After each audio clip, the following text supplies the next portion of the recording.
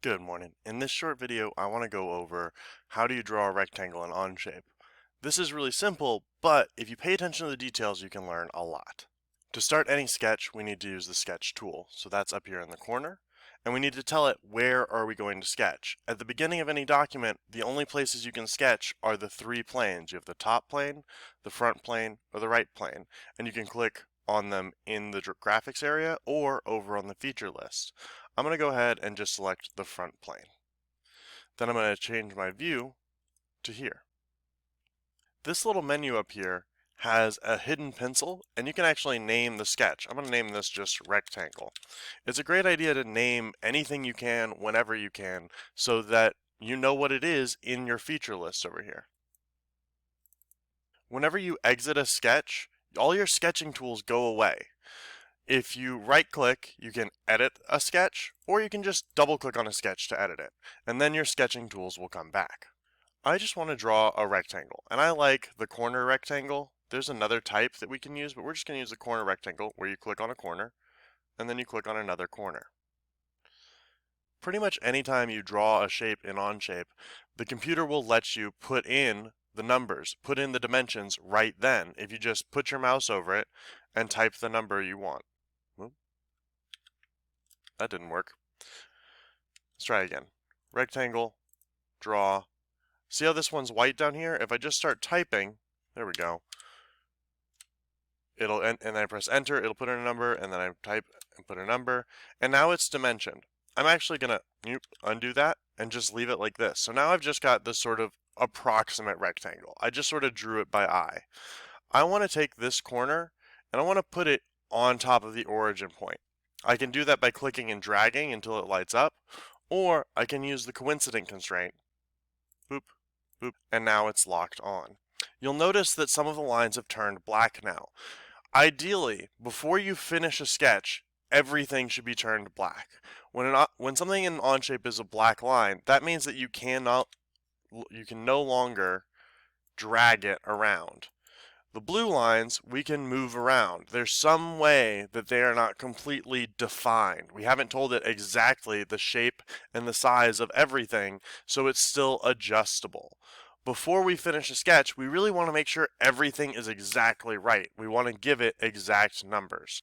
In order to do that, we have to tell it where it is. That's why I like to just lock a point onto the origin point. And we have to tell it the shape and the size. Now we did the shape by putting in the rectangle, right? It's a rectangle. Now we need to tell it the size. So we're going to get the dimension tool. When we use the dimension tool, we can click on points or lines. If we click on a line, and then we click to place our dimension, we got to tell it where are we going to put the label. Then we can type in a number.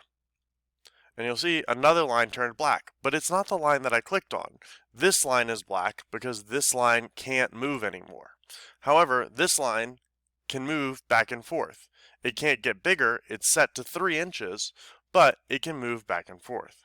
We can also use the dimension tool to measure from one line or point to another.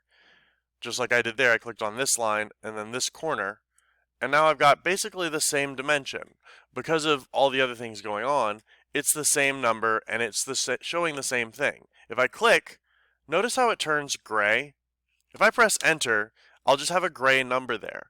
A gray number means that it is locked into place. I can't change that number. I can click on it all day long and it won't change. If I click on this one, I can change it, and notice this one just changes with it. So that's useful because it gives us a label, but it's gray because we can't change it. If I try to put in a dimension and I say, I want this to be 4 inches, it's going to freak out because it is over-defined. We gave it one definition and then we gave it another definition, and the computer can't have two definitions of the same thing. So that's why this all freaks out. I'm just going to press the undo button. Anytime you get red like that, just push the undo button. The last thing I want to show you, second to last thing I want to show you is how to delete a dimension. If you just click on a dimension and then you find the delete key on your keyboard, it should be over the arrow keys, or I think you can use the backspace key too. So you just click on the dimension and press backspace and it'll go away. You'll delete it. You can also obviously right click and there should be delete sketch entity. That'll work. In any case, this shape is almost all black. Like I said we wanted it to be. So I just need to add one more dimension, give it a number, and now see how it's turned all black? That means that it is completely defined. Between the dimensions and the constraints, it is now completely locked in. If I go over here and I click Show Constraints, you can see that the rectangle, when I drew it, actually has a whole bunch of constraints built in. It says these two lines have to be parallel because that's how a rectangle works.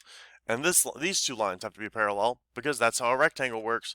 And then we have a perpendicular constraint right here. So these two lines are perpendicular. And horizontal, this line goes straight across. All those constraints are built in every time we make a rectangle. They only show up if we click the Show Constraints checkbox over here, or sometimes when you run your mouse over things, there we go, they'll show up. And if you hold Shift while you move your mouse, they'll stay popped up, and you can see all of them, it's sort of like uncovering them. You can click on a constraint and you can press Delete. Now you'll notice, when I got rid of that constraint, now this rectangle is adjustable. It's no longer a rectangle, it's just a parallelogram that might maybe stand straight up because I got rid of the perpendicular constraint that makes those form a right angle.